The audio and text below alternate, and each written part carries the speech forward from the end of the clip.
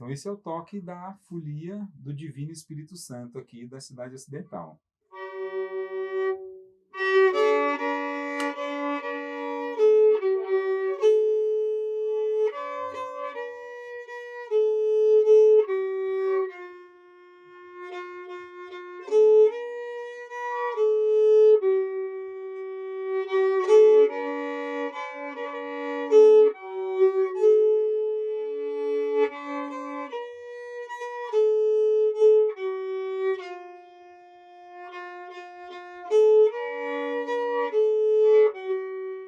Então, minha trajetória como artista começa lá no Gama mesmo, né? A gente tinha ali no Gama a minha família é uma família muito grande, a minha mãe também, a minha mãe ela veio do Nordeste de Pernambuco, né? E aí nasci no Gama e a minha trajetória como artista começa lá, né? Começa lá no Gama, mais especificamente na igreja, que é a igreja São Sebastião, a paróquia São Sebastião lá no Gama tinha a Via Sacra, que todo ano acontecia, né? O grupo tinha um grupo muito bacana que chamava Grupo Cortinas de Teatro, que desenvolvia, que realizava a Via Sacra todo ano. Eu comecei participando da Via Sacra como criança, como multidão, na Via Sacra do Gama, que era bem movimentada, que era bem bonito. E depois, mas quando eu fui crescendo ali para os 14, 15, a gente vai assumindo os papéis mais importantes dentro da Via Sacra. E o grupo Cortinas tinha uma peculiaridade que era trazer diretores para orientar os artistas, né, que era muito bacana. Então, era um grupo muito ativo no Gama e muitos artistas cresceram ali nesse grupo Cortinas, que era da igreja, né? Ali dentro eu fui, né, desenvolvendo essas atividades artísticas e conhecendo mais profundamente a igreja, até que resolvi entrar para o seminário. E entrei para o seminário, fui ser seminarista e estudar para ser padre. Aí eu tinha um tio que era o sacristão da paróquia São Sebastião lá no Gama, meu tio Zacarias, e aí ele era já aposentado e trabalhava na igreja, dedicado muito à igreja. Aí ele falou, olha, se você quiser eu te oriento aqui e tal. Aí me deu as orientações, foi me dando os caminhos, até que eu resolvi conhecer de perto as congregações que tinham lá no Gama, né, que eram os pavonianos, e antes tinha um grupo de franciscanos na Bahia, que eu entrei em contato na época por carta, até liguei por telefone, liguei nesse grupo de franciscano que tinha na Bahia, um padre.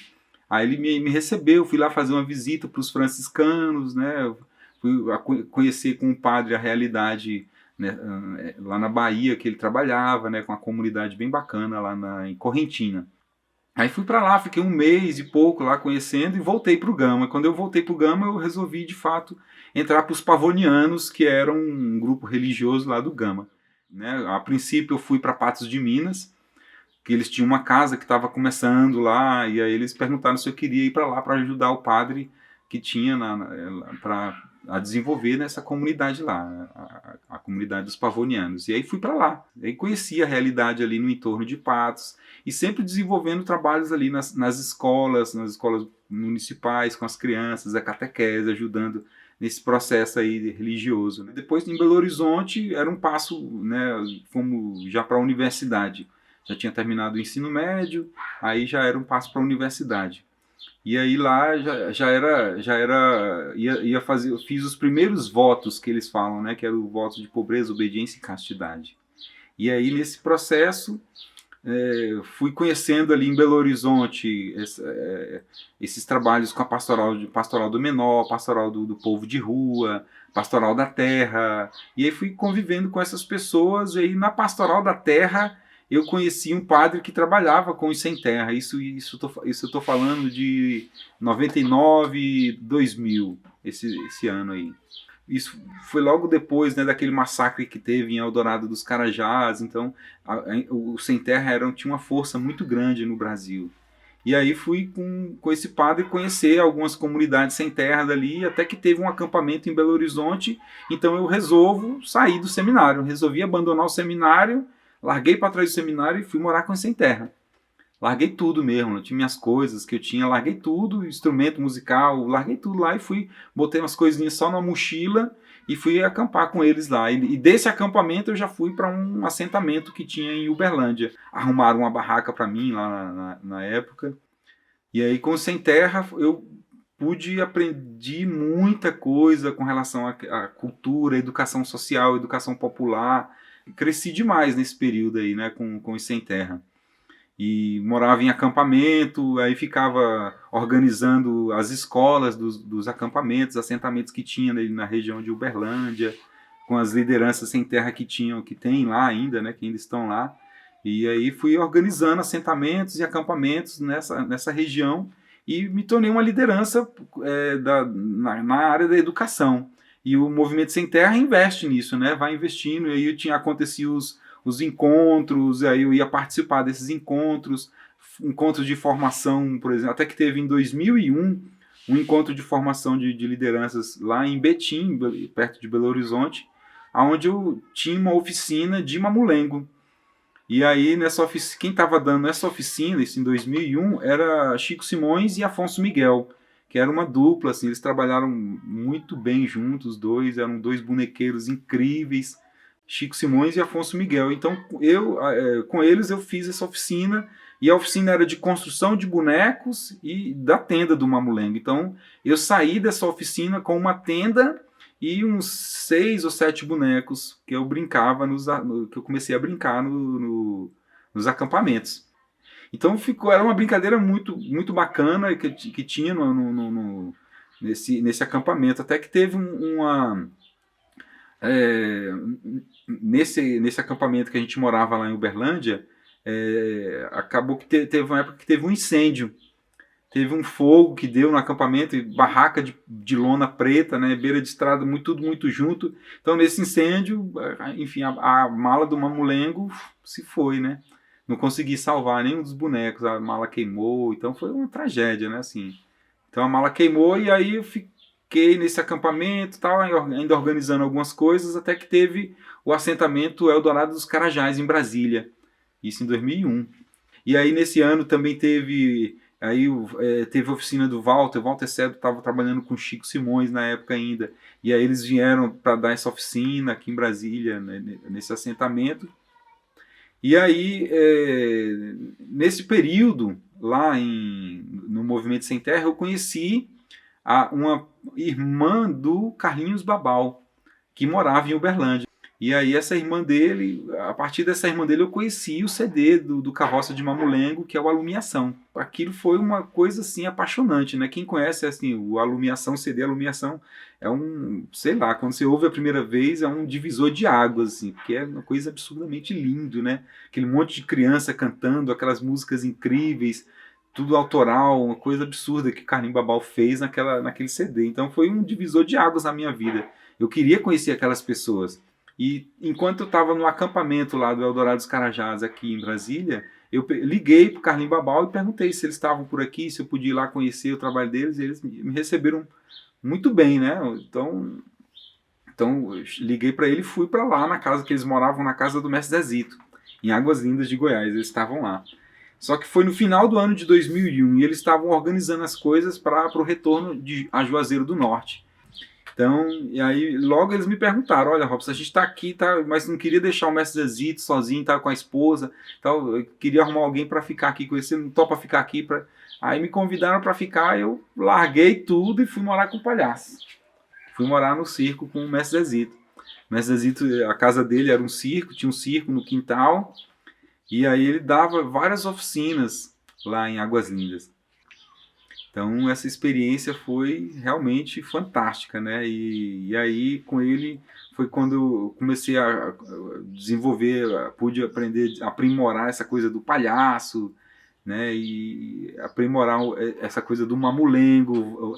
Eu fiz uma nova caixa de mamulengo, uma nova tenda com ele, aprendi a fazer, fiz vários outros bonecos com ele, refiz os bonecos dele, muitos bonecos que estavam se deteriorando, eu arrumei, consertei, né? E aí muita coisa com ele ali, com o Zezito.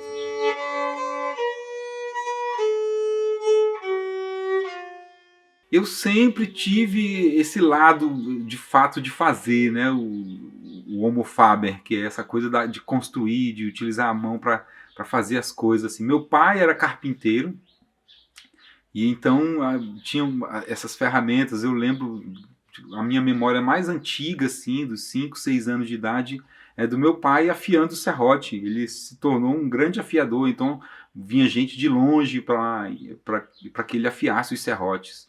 Então sempre tive essa coisa da manualidade. Então, com o Zezito, isso foi se aprimorando, né? Foi se aprimorando para construir coisinhas, né? Construir brinquedos, então fazer os mamulengos, construir os bonecos, né? Como, por exemplo, um brinquedo. Posso pegar aqui? Esse aqui eu não aprendi com ele, mas é um brinquedo que é uma coisa absurdamente linda, né? Um passarinho que ele tem um movimento gracioso, né?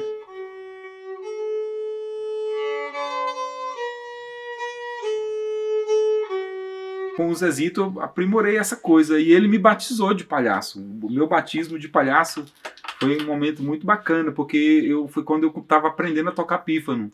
Eu aprendi a tocar pífano e aí tinha o pífano e eu ficava o dia inteiro. Quem está aprendendo fica o dia inteiro, né? Com o instrumento na mão, firi, firi, firi.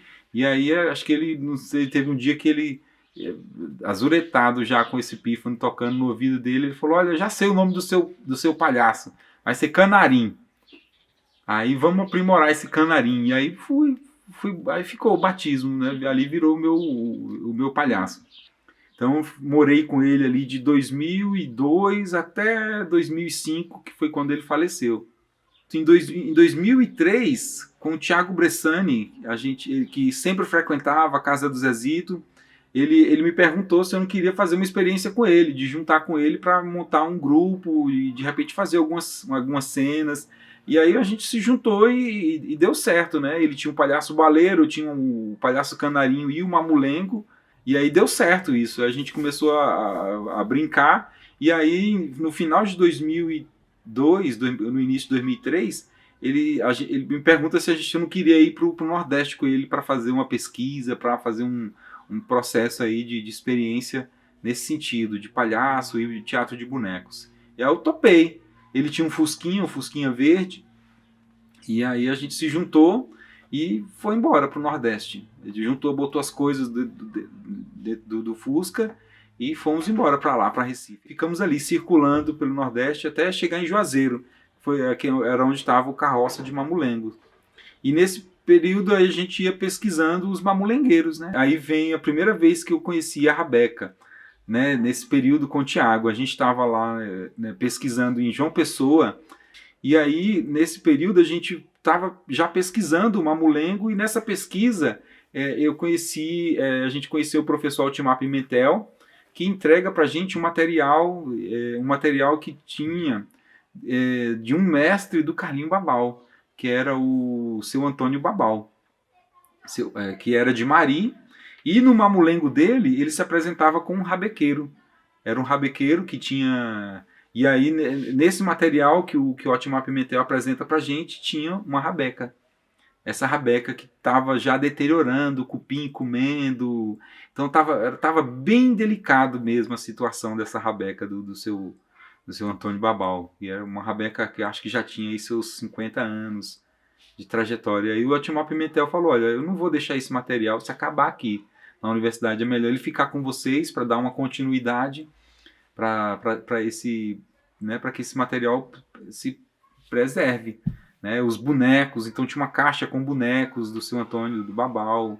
Então a gente pega esse material e leva até Juazeiro do Norte, onde estava o Carlinho Babal, e ele lembra desses bonecos. Então foi um momento muito, muito emocionante, né, de ver esses bonecos, né, nas mãos corretas, se apresentando novamente, né? Então, e essa rabeca, ela ficou lá. Como eu tinha esse lado musical, eu fui aprender, né, essa coisa da rabeca. Até que quando a gente chega em Juazeiro do Norte, eu conheci seu Pedro Oliveira, que era o filho do Cego Oliveira, que também era cego, né? Seu Pedro Oliveira era o cego que tocava nos reisados, e aí ele estava sempre frequentando a casa do carroça de mamulengos lá em Juazeiro do Norte. Então eu conheci seu Pedro, ia sempre na casa dele, ele quem me ensinou os primeiros toques ali da rabeca, né, no reisado. Então, a princípio, eu aprendi a tocar rabeca para tocar no reisado.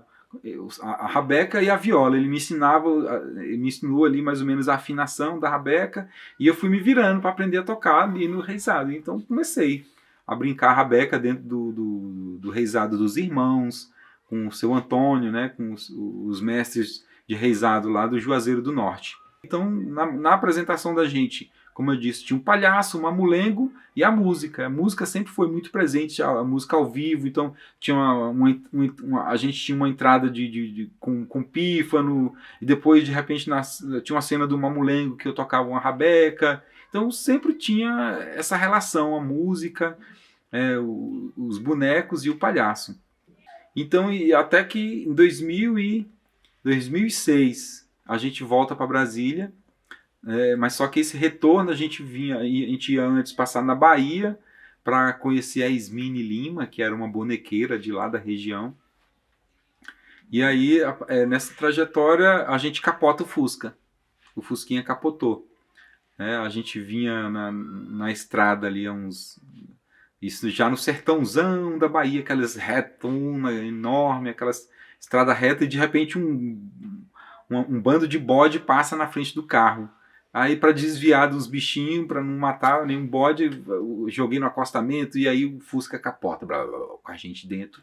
E nisso, grande parte do acervo da gente, do material, estava lá dentro do Fusca, né? A gente tinha uma carretinha que a gente carregava os mamulengos, as pernas de pau, os instrumentos, coisas, e aí nessa capotagem, muita coisa, né, acabou se deteriorando. A zabumba que a gente tinha, que rasgou, a própria rabeca, né, que ela já estava num estado bem delicado, o corpo dela ficou os pedacinhos, mas eu ainda tenho o braço dela.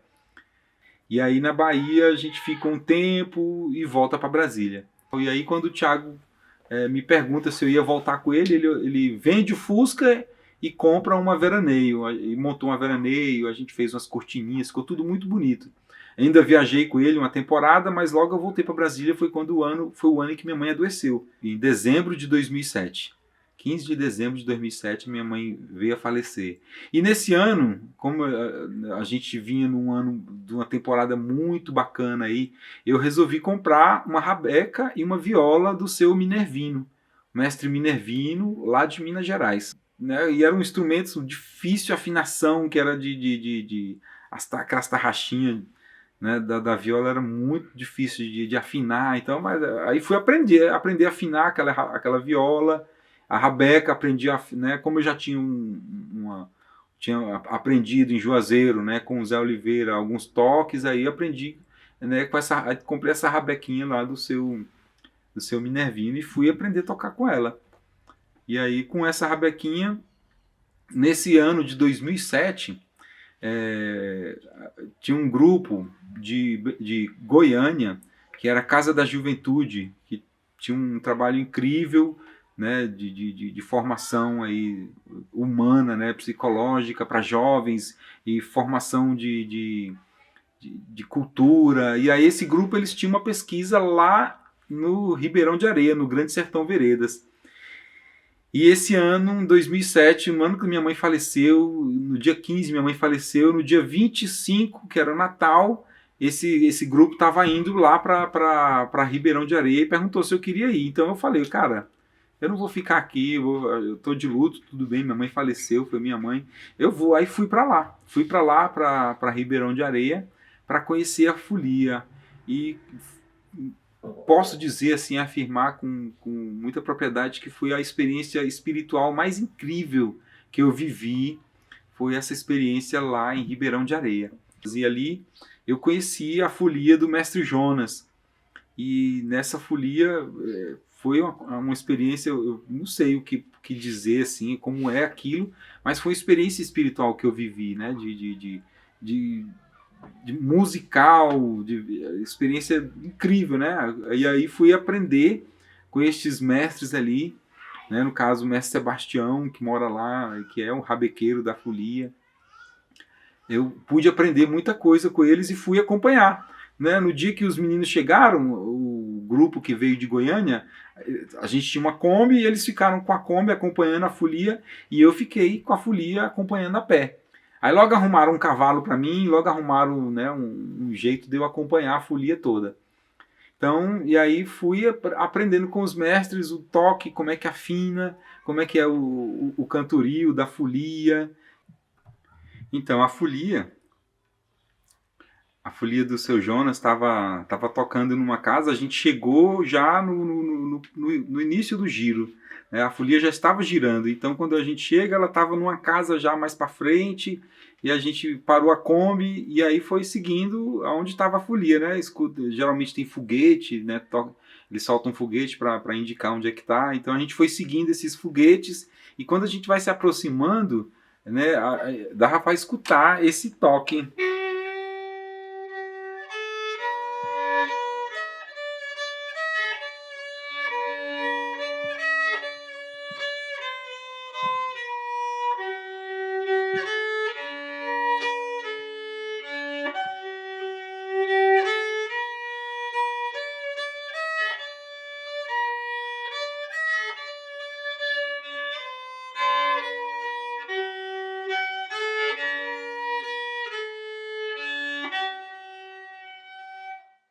E assim, para mim foi um momento realmente mágico, né? Divino, como a folia é divino. E aí isso foi me encantando e eu fui seguindo esse toque. E aí eu não larguei o pé da folia nem um instante, né? Onde a bandeira ia, né? Inclusive a bandeira da folia parece que ela tinha um poder incrível, que quando ela toca na gente, quando ela está balançando e toca na gente, é como se Deus mesmo estivesse tocando a gente ali. Então, durante aquele primeiro giro, do ano de 2007, foi um ano de muita, foi um ano de muita penúria naquela região. Eu lembro do povo falando, foi um ano de seca, então tinha muita dificuldade, as pessoas passavam dificuldade.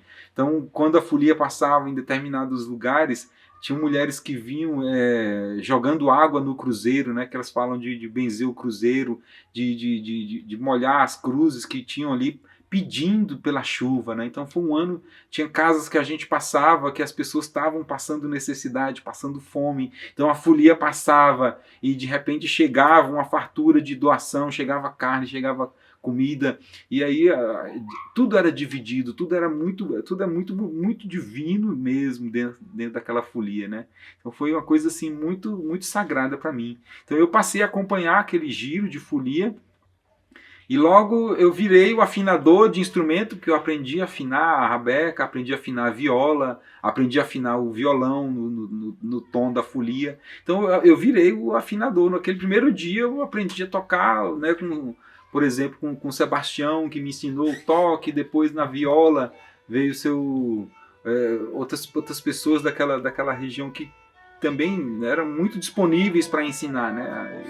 E aí eu aprendi a tocar com eles e aí pronto, eu virei, né? Eu virei um folião.